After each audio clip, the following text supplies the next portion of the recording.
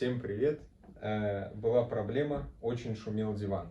В механизме были какие-то косяки, не все было закручено до конца. При любом движении, лежа на диване, был страшный шум. Ночью можно было просыпаться.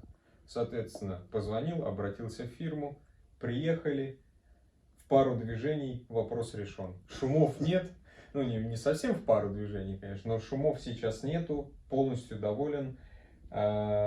Испытали, все проверили, сделали с запасом. В принципе, большое спасибо.